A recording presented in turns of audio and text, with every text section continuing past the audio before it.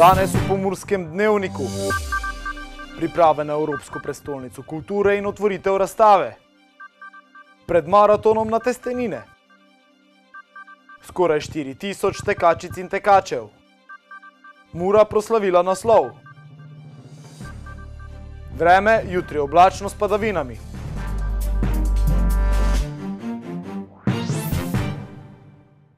Spoštovane gledalke, cenjeni gledalci, lepo pozdravljeni. V Lendavi so odprli veliko razstavo grafik ruskega slikarja Marka Šagala z naslovom Stvarjenje in Biblija, ki je del uspešnega cikla razstav Velikani svetovne likovne umetnosti. Kustosinja in umetnostna zgodovinarka Katarina Mohar pravi, da je bila priprava razstave zanjo velik osebni in strokovni izziv. Recimo pisanje enega teksta o Šagalu precejšen izziv je pa ta, da je kot prvo njegov opus ogromen, ne nazadnje je ustvarjal 3/4 stoletja približno, izjemno raznolik, pa tudi tematsko izjemno bogat. In ta njegova ikonografija je bila zmeraj zelo osebna, verjetno tudi zaradi tega tako blizu širokim množicam, tudi zato, ker na tak zelo preprost način, na nek način neposreden govori o nekih občih resnicah tako naprej. Ampak prav zaradi tega ga je po moje tudi zelo težko razlagati in ga je toliko bolje doživeti. Prav zaradi tega je ta razstava tudi ena dobra prilika, da pač ljudje od blizu z prve roke spoznajo recimo njegovo umetnost. Po mnenju Aleša Štegerja gre za vrhunsko razstavo. Koliko sem lahko včeraj videl, gre dejansko za vrhunsko razstavo in sem prepričan, da bodo tudi obiskovalske številke temu sledile. Takšna razstava predstavlja velik organizacijski zalogaj. Ja, v vsakem primeru je velik izziv, pa odgovornost, da postaviti to vrstno razstavo. Sicer to je v bistvu velik organizacijski zalogaj za eno tako malo galerijo, kot smo mi. Razstave velikanov svetovne likovne umetnosti v Lendavi privabljajo veliko število obiskovalcev. Ja, pravzaprav recept povezovanja kulture in turizma je zelo uspešen. In te razstave, ki so že od leta 2009, se samo stopnjujejo, stopnjuje se število obiskovalcev. In tudi današnja razstava, otvoritev današnje razstave kaže, da smo zelo čvrsto na poti kandidature za Evropsko prestolnico kulture. Sodelovanje z galerijo je zelo dobro, sploh v okviru priprav na kandidaturo za Evropsko prestolnico kulture leta 2025. Galerija muzej je eden od naših zavodov na področju kulture, ki opravlja pač likovno, galerijsko, muzejsko dejavnost v javnem interesu. In seveda občina že od 70 let naprej na nek način gradi ta javni zavod, sedaj pa to daje zelo dobre rezultate. Naslednje leto naj bi pripravili razstavo kar 2 svetovnih likovnih velikanov. Vsekakor je v igri Hundertwasser in moramo imeti še drugo ime, smo se tudi že zmenili, tako da je v bistvu Kristo tisto ime, ki še prihaja potem v jesensko-zimski sezoni. Nekoliko filozofsko pa je sožitje mest in kulture pokomentiral Peter Gabrielčič. Mesta se razvijajo ali pa umirajo. Kdaj se razvijajo? Med drugim tudi takrat, kadar je v njih prisotna kultura, splošna kultura. Tudi kultura prostora. Kajti kultura se odvija v prostoru. V Lendavi boste vsi ljubitelji kulture te dni zagotovo prišli na svoj račun.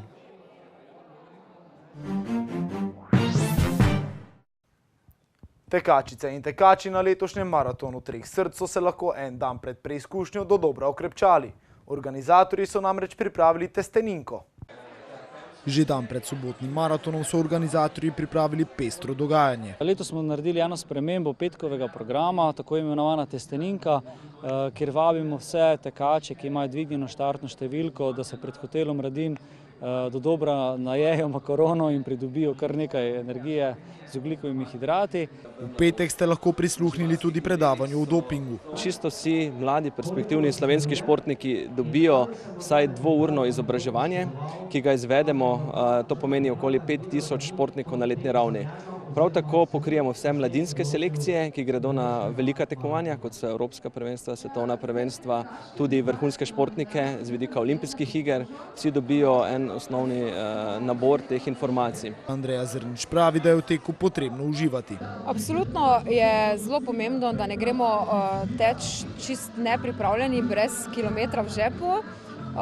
Kaj svetujem vsem, da v osnovi uživajo v teku, naj se ne obremenjujejo z svojim časom, zgolj cilj je cilj in super je, kadar pritečeš v cilj z nasmeškom. Šport in glasba hodita z roko v roki, tako je bilo tudi tokrat.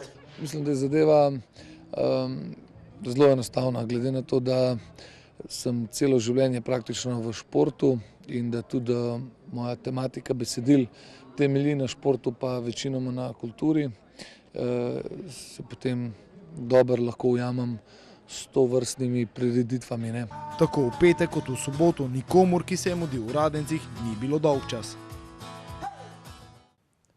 V petek so tako potekale priprave, v soboto pa je šlo zares. V Radencih je namreč na najbolj srčnem maratonu teklo kar 3768 udeležencev. Na maratonu v Radencih so se tekačice in tekači lahko pomerili na progah dolgih od 5 do 42 km. Najhitrejši med Slovenci na 42 km je bil Aleš Žontar. Malo je bilo vroče, a ne? Je bilo dobro, da sem imel v bistvu Blaža Orešnike, Zaka Ormož. Nekje do 32 km so se lepo menjavala vsakem kilometr. Na začetku nam je še nekdo iz 21 pomagal, tako da smo bili trije. Super, no, tam nekje na 30 mu je začel malo pobirati. Pač sem rekel, ne gre za mano, vse ni lažje, če imam še enega v zadnje, tudi če mogoče ne vleče, ne dela za veterja. Pole pa pač v zadnje osnovno, jaz sem šel pa pač svoj tempo naprej. Nekateri so se letos prvič podali na najdaljšo progo. Bila sem na 20, 40 pa ne še, tako da sem rekla, da grem letos tole pogledati in uspelo je. Ja. Maraton pa ni minil niti brez najuspešnejše slovenske tekačice vseh časov Helene Javornik, ki je tekla na maratonu dolžine 21 km. Ja, jaz sem rekla, vse kar grem pod 1,30 bo super, šla sem pod 1,27 in sem zelo zadovoljna s tem. Je bilo težko na progi? Nič drugače kot druga leta. Tečeš v bistvu skoraj celo progo sama, mogoče gre kdo naprej, mogoče ti koga prehitiš, ampak tukaj ni gostota, gostota je potem zadnji.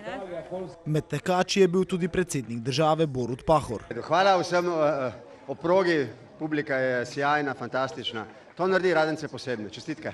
Najhitreje je maraton pretekel Kenijec Daniel Rotič-Šebolej, ki je za 42 km potreboval 2 uri 19 minut in 2 sekundi. Podobno pa je bilo v ženski konkurenci, kjer je s časom 2 ur 44 minut in 22 sekund slavila Kenika Juns Mura Onjanča. Nogometaši Mure so doma res da klonili proti Dravi, a to ni pokvarilo velikega slavja, ki je sledilo po koncu tekme.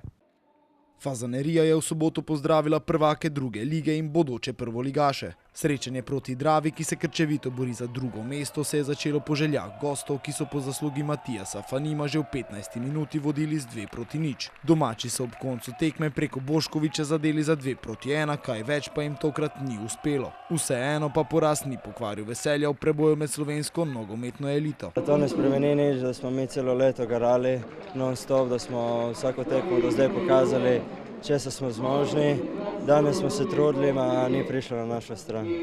Ampak vseeno smo zmagali prvenstvo, torej kaj češ lepšega. Za Muro srečanje ni imelo tekmovalnega naboja, za Dravo ravno nasprotno. Je bilo zato opaziti več želje na strani Ptujčanov. Mogoče, ampak nismo mi imeli tega, mi smo želi zelo resno v tekmo.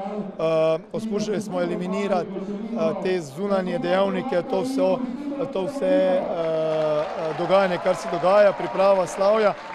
Fanti so si želeli, Drava je prišla od tega spet Eurogola, prvega, katerega smo potem bili malo v šoku in so dobili zadetke.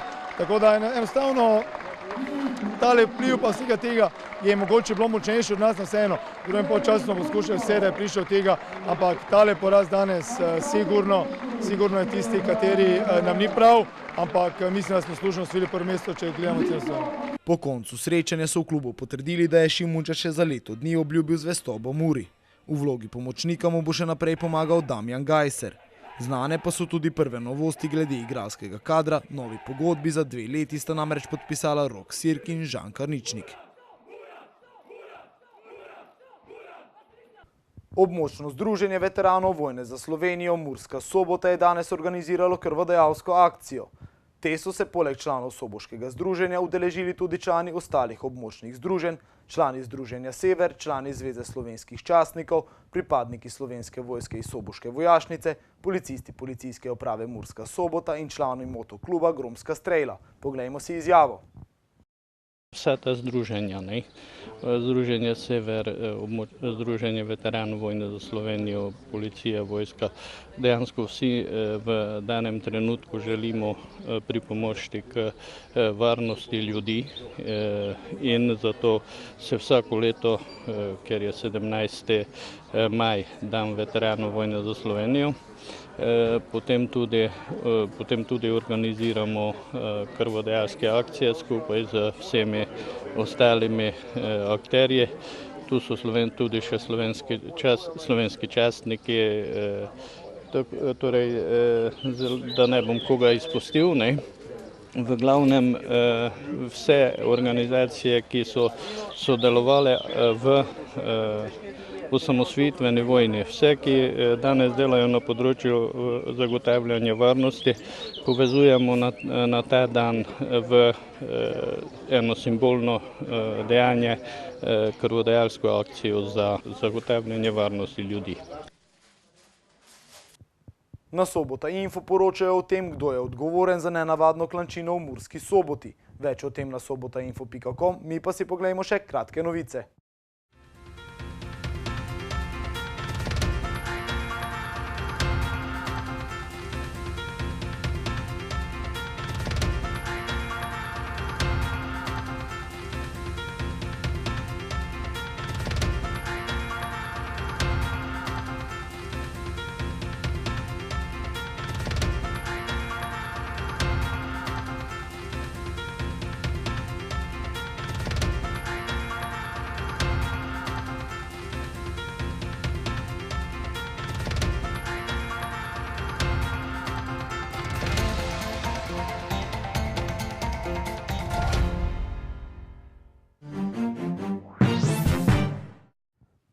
Jutri zjutraj se bo postopno pooblačilo, dopoldne se bodo od juga začele pojavljati padavine, deloma kot plohe in nevihte. Več o vremenu pa v vremenski napovedi. Danes smo imeli delno jasen dan s temperaturami okrog 26 stopinj Celzija. Opoldne ste v Ukrajinskem parku Goričko namerili 18, v Murski Soboti 19, v Radencih 20 ter v Lendavi 21 stopinj Celzija. Jutri zjutraj se bo postopno pooblačilo, dopoldne se bodo od juga začele pojavljati padavine, deloma kot plohe in nevihte. Ponekod bo prehodno zapihal južni do jugovzhodni veter. Najnižje jutranje temperature bodo v severovzhodni Sloveniji okrog 10 stopinj, dnevne pa se bodo povzpele do 24. V sredo bo sprva zmerno do pretežno oblačno, predvsem sredi dneva in popoldne bodo krajevne padavine, deloma plohe in nevihte, ki se bodo zavlekle v noč na četrtek. V četrtek dopoldne bo na zahodu še suho, drugod pa se bodo občasno pojavljale krajevne padavine, deloma plohe in nevihte, popoldne tudi v zahodnih krajih. Temperature v naših krajih se bodo zjutraj gibale med 12 in 15, dnevne pa okrog 26 stopinj Celzija. Toliko smo vam pripravili v današnjem Pomurskem dnevniku. Za več informacij obiščite našo spletno stran. Bodite v naši družbi in nasvidenje do prihodnjič.